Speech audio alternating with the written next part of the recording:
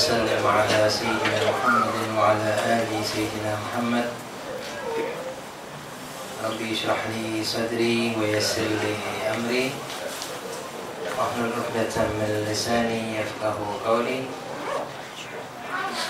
ربنا لا تزغ قلوبنا بعد إذ هديتنا وهب لنا من لدنك رحمة إنك أنت الوهاب.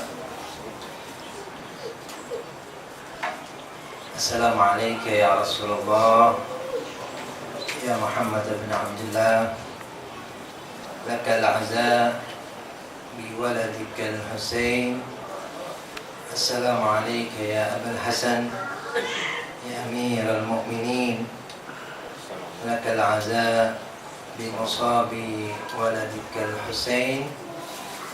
السلام عليك يا فاطمة الزهراء، لك العزاء بمصاب ولدك الحسين.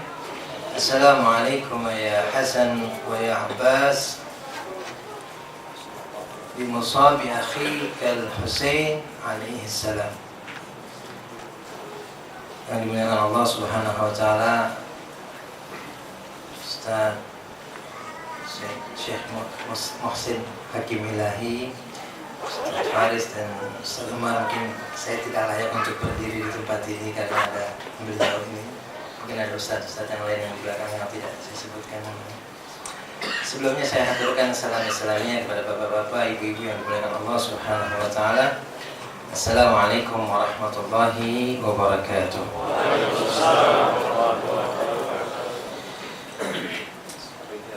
A'udzu billahi minasyaitonir rajim. Bismillahirrahmanirrahim. Qul la as'alukum 'alaihi ajran illa mawaddata. Dengar dari balik pintu dari rumah baginda Muhammad sallallahu alaihi wasallam, isak tangis terdengar dari rumahnya Fatimah Az-Zahra. Suara tangisan terdengar dari setiap pencinta Al-Husain pada malam-malam seperti ini. Suara tangisan yang tercumpah karena memperingati kejadian ataupun tragedi yang sangat luar biasa yang menimpa salah satu anggota dari Ashabul Kisah, manusia terbaik, manusia termulia, manusia pilihan Allah Subhanahu wa taala, Al-Husain, syahid di Karbala. Pada malam ini juga kita yang duduk di tempat ini menjadi tetamunya Rasulullah. Kita bergabung bersama orang-orang yang menginginkan kecintaan, yang menginginkan untuk belajar dari satu madrasah yang mengajarkan kepada kita bagaimana untuk mengungkapkan sebuah kesetiaan, bagaimana untuk memperjuangkan arti sebuah kebenaran. Ikhwan wa akhwat, para hadirin yang dimuliakan Allah Subhanahu wa taala.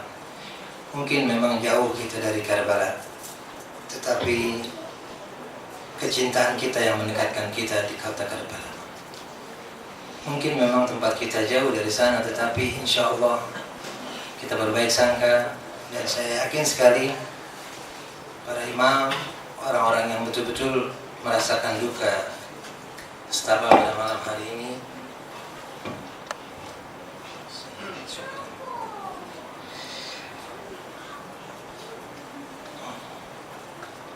insya Allah kita juga termasuk orang-orang yang dicatat nama kita satu persatu, orang yang akan mendapatkan syafaat Al-Husain di saat kita akan memasuki masa untuk perhitungan di hadapan Allah Subhanahu wa taala. Ayat yang tadi saya bacakan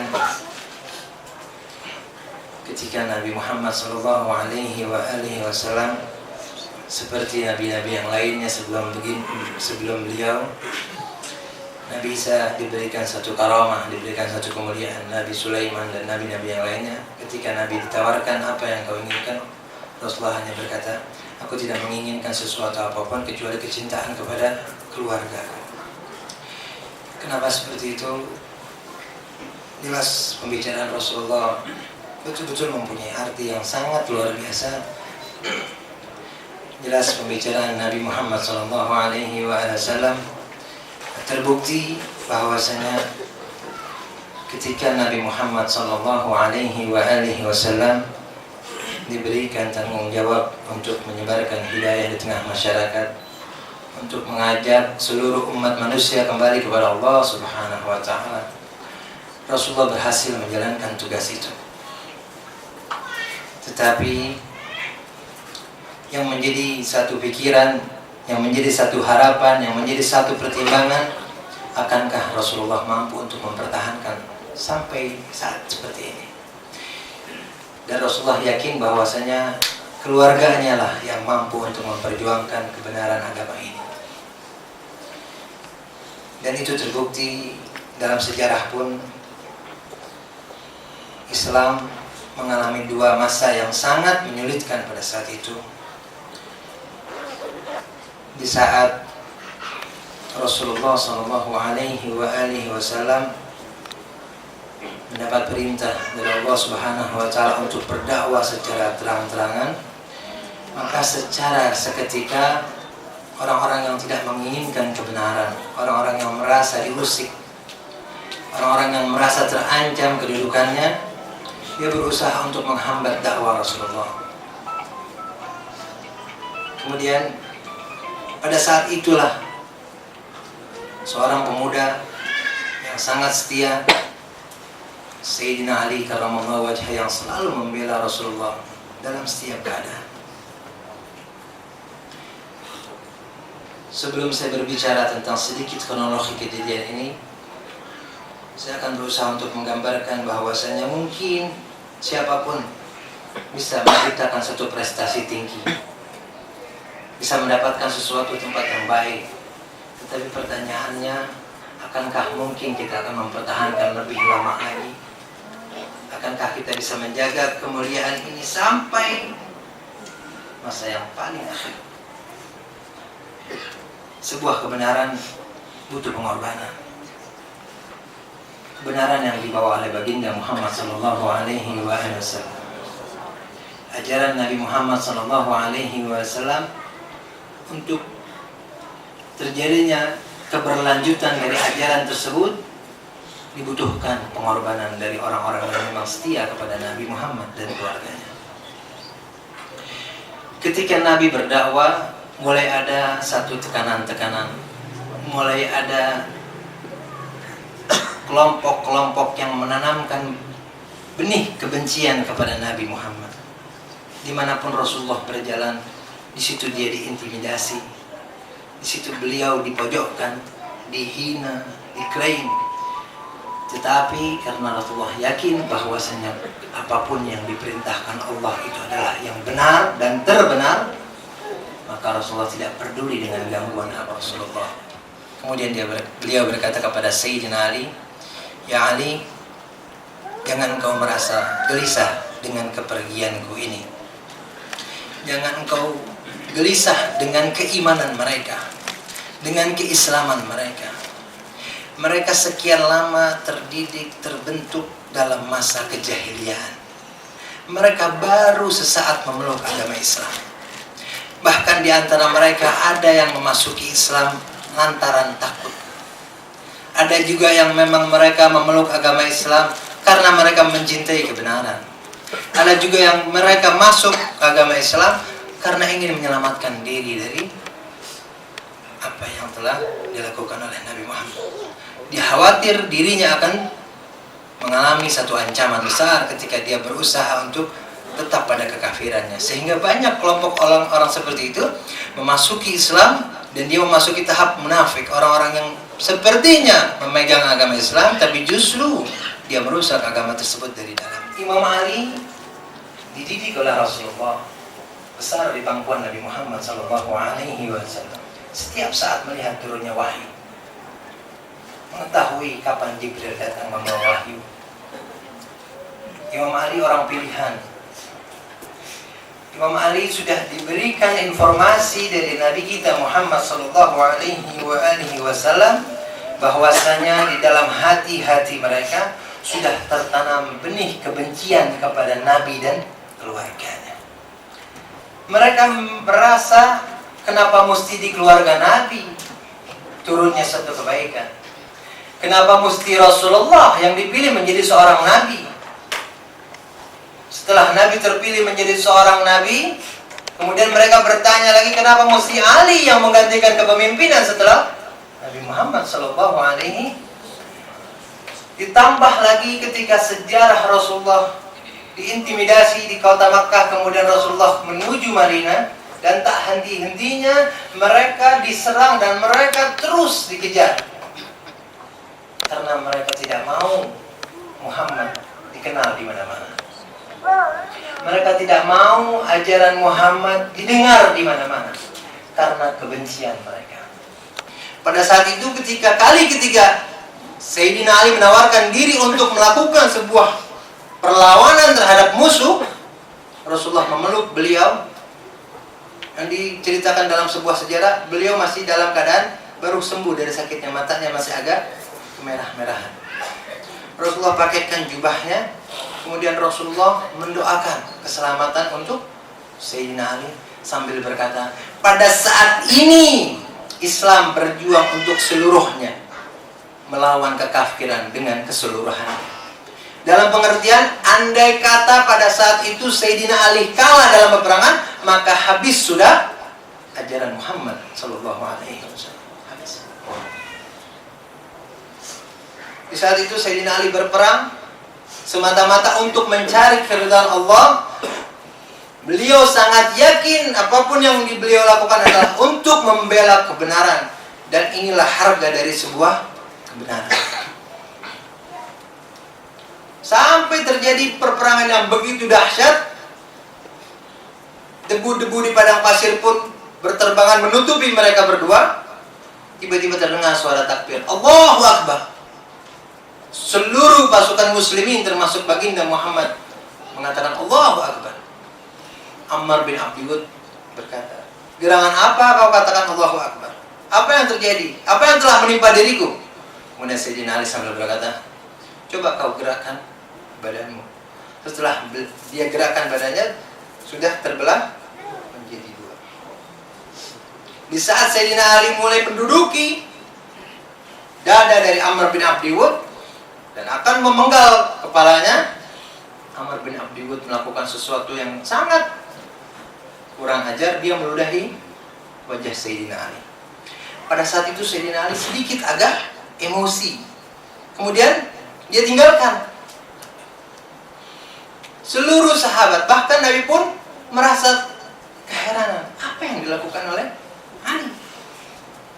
Mengelilingi beberapa langkah. Setelah itu dia duduk. Beliau duduk kembali di atas dada Ammar bin Abdi Wud. Dia penggal leher. Setelah ditanya oleh baginda Muhammad, ya Ali, kenapa di saat engkau menduduki dada musuhmu, kemudian kau berdiri sejenak, kemudian kau duduk kembali? Apa yang diungkapkan oleh Sayyidina Ali? Pada saat itu, ya Rasulullah, di saat aku akan memenggal leher musuh, dia melakukan sesuatu yang membangkitkan kemarahanku, dan aku tidak mau melakukan segala sesuatu dilandasi atas kemarahanku. Aku ingin melakukan hanya semata-mata untuk Allah Subhanahu wa ta'ala.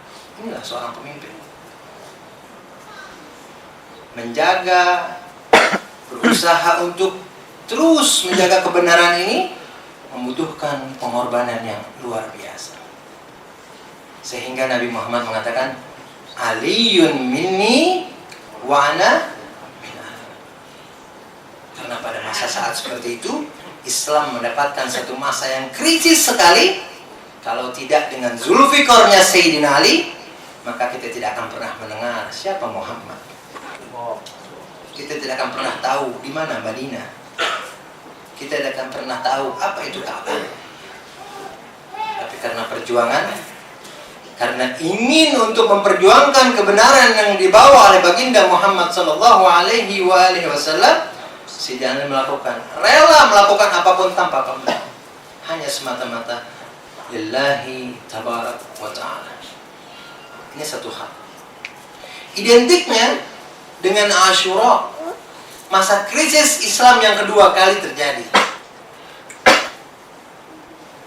Saat di padang Karbala, sebuah madrasah sekolah yang mengajarkan arti kecintaan, yang mengajarkan betapa sebuah arti dari pengorbanan. Sekolah yang mengajarkan bagaimana seorang hamba Allah, salah satu dari anggota Ashabul Kisah, memperjuangkan apa yang telah dibawa oleh baginda Muhammad, kakeknya Sayyidina Husain. Sampai Imam Husain berkata, untuk menegakkan agamanya Muhammad, kakekku Muhammad, kalaupun pedang-pedang musuh untuk mengambilku, maka silahkan pedang-pedang untuk mengambil nyawaku. Asalkan agama ini terus bisa berkelanjutan. Perjuangan membutuhkan satu pengorbanan. Madrasah Karbala, kalaupun dikatakan kullu yaumin Asyura wa kullu ardin Karbala, bukan saat-saat seperti ini saja gitu. Di luar ini pun Asyura, dan di mana bumi kita pijak adalah Karbala, karena Husain hidup dan menghidupkan hati orang-orang yang mencintainya, menghidupkan hati orang-orang yang menginginkan kebenaran, menghidupkan hati setiap orang-orang yang menginginkan untuk meraih syafaatnya Muhammad dan keluarga. Setiap langkah, setiap usaha, kullu yaumin Asyura wa kullu ardin.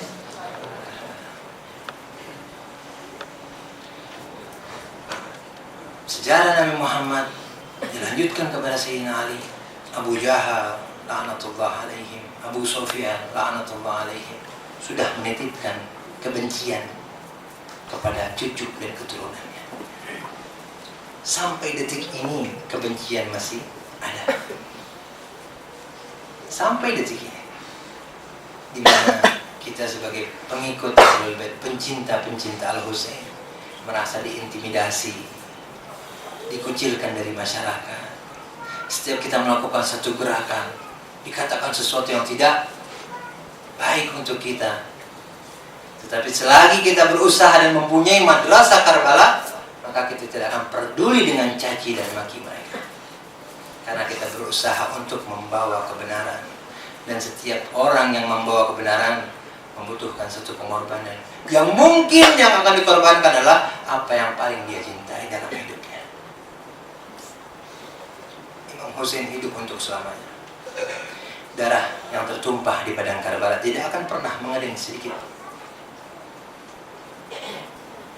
Malam ini kita bergabung. Malam ini malam di mana Nabi Muhammad, pada satu saat ketika Imam Husain diberitakan oleh Jibril akan kelahiran Sayyidina Husain, Rasulullah hanya beberapa saat tersenyum.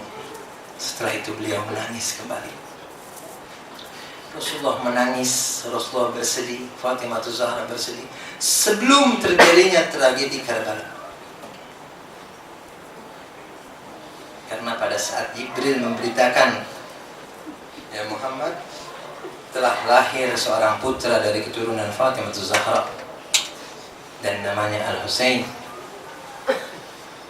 Rasulullah berbahagia.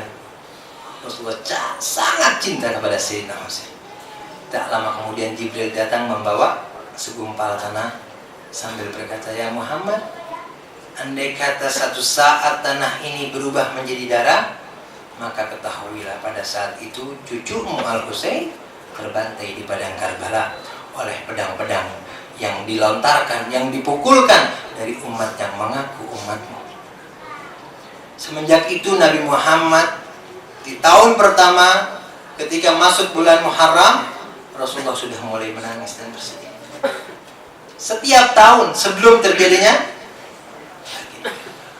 Tetapi karena Rasulullah yakin apapun kebenaran ini membutuhkan satu pengorbanan yang sungguh luar biasa, sehingga Rasulullah menginginkan agar terus bisa dakwah ini didengar oleh seluruh umat manusia sampai akhir zaman. Dan itu membutuhkan perjuangan yang tidak sedikit. Krisis Islam yang kedua terjadi ketika saat Yazid la'natullahi alaih, pada saat Muawiyah sudah akan mengakhiri kehidupannya, Muawiyah merasa khawatir satu saat Yazid ini tidak mempunyai karisma dalam kehidupannya, karena setiap saat dia habiskan waktunya dengan khamr dan bermain dengan kera. Setiap hari, siang dan malam, tidak pernah melakukan kebaikan, bahkan dia mencegah orang untuk berbuat. Muawiyah dengan kelicikannya, dia berusaha untuk anaknya ini menjadi pengganti beliau. Karena apa? Karena memang benih kebencian ini sudah ditanamkan di dalam kehidupan mereka, sehingga tidak mau kedudukan yang sudah ada di pangku Muawiyah ini berpindah tangan kepada Al-Husain. Karena seluruh orang tahu bahwasanya Al-Husain bersama kebenaran. Dimanapun Al-Husain berjalan, disitulah kebenaran.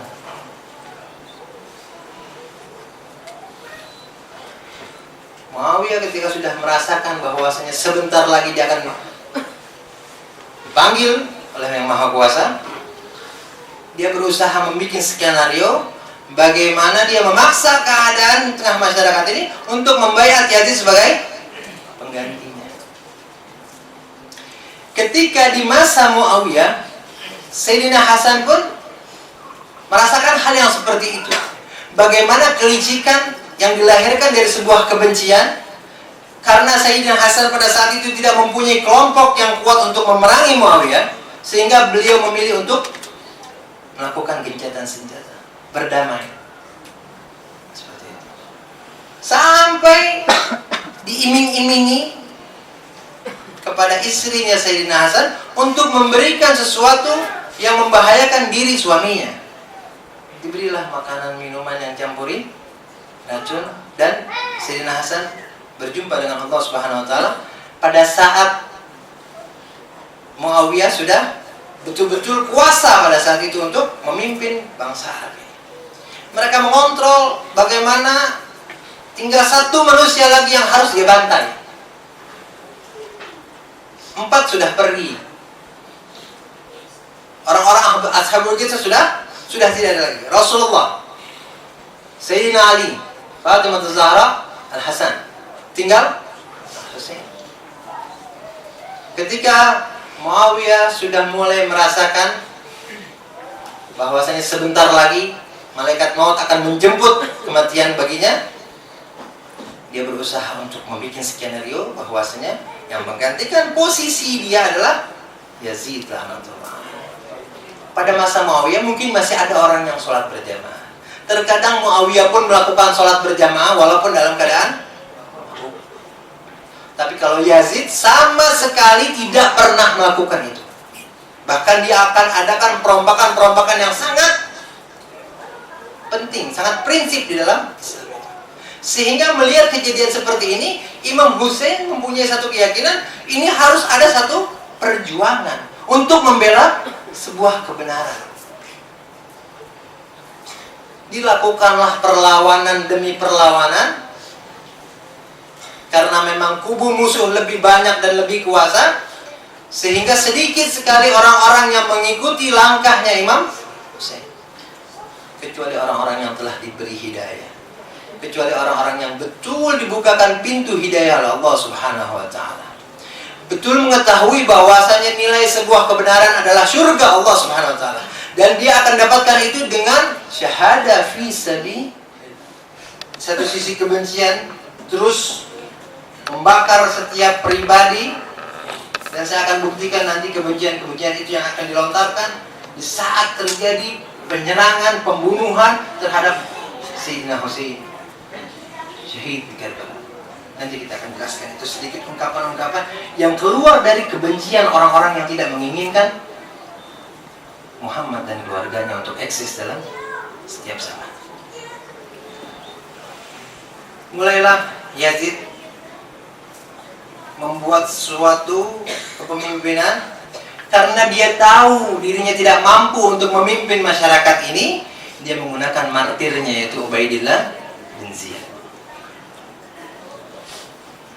Dengan wataknya Ubaidillah bin Ziyad berusaha untuk mengarahkan masyarakat ini agar membaiat kepada Yazid dan meninggalkan Al-Husain. Krisis Islam yang kedua, yang tadi di masa Sayyidina Ali karramallahu wajhah. Sekarang di masa Imam Husain. Karena Sayyidina Al-Husain ini sudah melihat gelagat dan tingkah laku dari seorang Yazid laknatullah alaih. Dia bukan hanya untuk meninggalkan sholat, tapi ingin merubah agama ini dengan apa yang dia mau. Sehingga Imam Husain katakan, aku harus keluar dari tempat ini dan harus memperjuangkan walaupun nyawa harus aku berikan kepadanya. Sehingga setiap tetesan darah yang tertumpah di Karbala, setiap orang akan mampu mendengarkan teriakan kebenaran. Karena perjuangan setia kepada kebenaran, apapun konsekuensinya. Dia akan memperjuangkan kebenaran apapun yang akan terjadi terhadap dirinya. Dan Sayyidina Husain adalah guru kita yang pertama yang mengajarkan itu kepada kita semua. Karbala selalu hidup di tengah mata kita. Karbala selalu hadir di dalam setiap hati kita. Dimanapun kita pijakkan kaki, tidak lepas dimanapun langkah Al-Husain, disitulah dibutuhkan sebuah perjuangan yang akan terus diminta pertanggungjawaban untuk sebuah. Karena di antara mereka ada orang-orang yang hidup sezaman oleh zaman Nabi Muhammad, bersama Nabi Muhammad, melihat bagaimana Rasulullah mencium Al-Husain, mencium leher Al-Husain, mencium pipi Al-Husain, memeluknya, mendekapnya, dan berkata sesuatu yang indah tentang Al-Husain. Seluruhnya tahu tentang itu. Imam Husain di satu sisi kebenaran, tetapi Imam Husain ketika ingin mengungkapkan kebenaran, dia tidak dengan arogansi dengan mengungkapkan itu. Tidak. Dia maju ke medan pertempuran sambil berkata, apakah engkau tidak mengenal aku? Aku adalah cucu Rasulullah. Aku adalah orang yang diturunkan wahyu kakekku. Kakekku Rasulullah yang diturunkan wahyu. Setiap saat Jibril datang kepadanya. Ayahku Amirul Mukminin. Ibuku Fatimah Zahra. Aku anak kota Makkah. Aku anak Zamzam. Aku anak Mina. Aku anak Arafah. Ungkapan-ungkapan seperti ini hanya untuk menggugah hati-hati mereka, bukan karena Imam Husain takut untuk menghadapi kematian. Imam Husain sangat menyadari bahwasanya nilai sebuah kebenaran, menjaga sebuah kebenaran itu dibutuhkan sampai titik nyawa yang terakhir, tetesan nyawa ataupun darah yang terakhir. Aku tidak mau mendengar seperti itu, ya Husain. Walaupun mesti berpuluh-puluh kali aku dibunuh, dicincang, kemudian dilempar dagingku, 70 kali aku dilakukan hal yang seperti ini, niscaya aku tidak akan bergerak meninggalkanmu, apapun itu. Inilah kesetiaan. Ini buah arti kecintaan terhadap kebenaran. Ingat, di samping kita masih ada benih-benih kebencian. Salah satu ungkapan yang sangat menyakitkan ketika Zainab berbicara dengan kelompok orang-orang yang telah membunuh Al-Husain. Mereka mengungkapkan apa penyebab mereka membunuh Al-Husain. Dikatakan wanita-wanita Ali bin Abi Thalib menggigil ketakutan laksana rusa di tengah gerombolan serigala lapar. Sembari mengapit Ummu Kulsum dan Atikah, Zainab bangkit sambil berkata, belum cukupkah kekejaman kalian dengan meyatimkan gadis-gadis ini? Mengapa kalian merasa perlu menyempurnakan kekejaman itu dengan membakar kemah-kemah kami dan merampas harta dan kehormatan kami? Pekik putri Ali lantang di hadapan para pasukan berkuda. Beruntunglah kalian, kata musuh. Beruntunglah kalian karena kami tidak membunuh kalian. Ketahuilah hai para wanita, Yazid dan Ibnu Ziyad memerintahkan kami agar membasmi Al-Husain dan seluruh rombongannya, termasuk para wanita. Balas salah seorang dari mereka.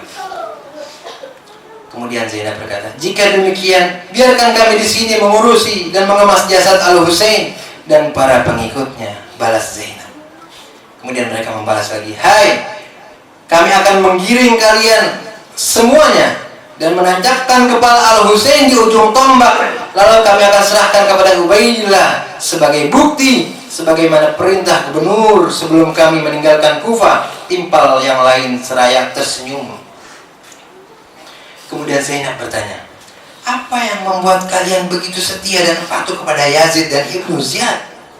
Mereka menjawab, hai anak Ali, kau terlalu banyak bertanya. Ketahuilah, sebagian dari kami ada yang mematuhi Yazid karena hubungan kemargaan dan kekeluargaan. Ada pula yang memenuhinya karena dendam lama pada ayahmu Amirul Mukminin. Kebencian dapat melakukan segala hal, dapat menghalalkan segala cara. Dan ada pula yang mematuhinya karena mengharap imbalan dari harta benda yang tidak ada artinya. Yang lebih menyakitkan hati seorang wanita, manusia suci Zainab melihat seluruh anggota dari Ashabul Kisah ketika mereka berjumpa dengan Allah Subhanahu wa Ta'ala.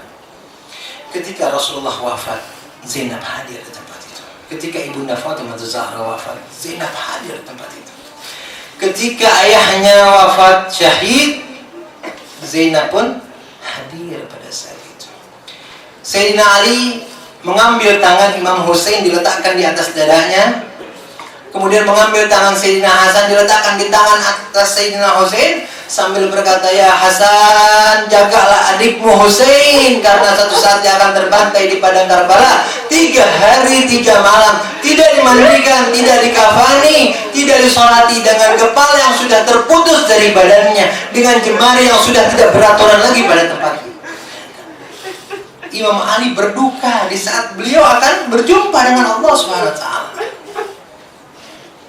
Tidak salah kalau Rasulullah mengatakan, Husainun minni wa ana min Husain. Husain lahir dariku dan aku terlahir dari Husain.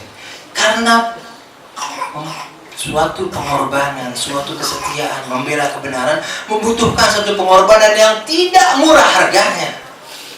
Imam Husain rela mengorbankan nyawanya, anaknya, siapapun yang dia cintai, sahabatnya sekalipun, untuk membela kebenaran yang telah dibawa oleh Rasulullah SAW.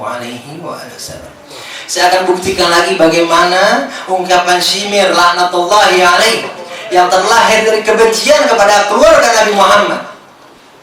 Pada saat Imam Hussein sudah seorang diri, kemudian Imam Hussein maju ke depan, melihat ke kiri dan ke kanan, dia tidak jumpai sahabatnya kecuali sudah terlentang dalam keadaan syahid.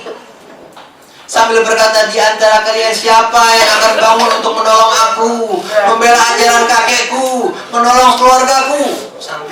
Sambil berteriak, wa Muhammadah wa Nasirah. Kemudian Imam Hussein kembali lagi ke kemah dan memeluk Zainab yang histeris menangis dan anak-anaknya, sambil berkata, ya Zainab, aku tidak mau ketika engkau melihat aku terbunuh dengan pedang musuh ini, aku tidak mau melihat engkau melakukan sesuatu yang membuat murka Allah Subhanahu wa Ta'ala. Biarkan aku berjumpa dengan Allah dengan keadaan yang seperti itu.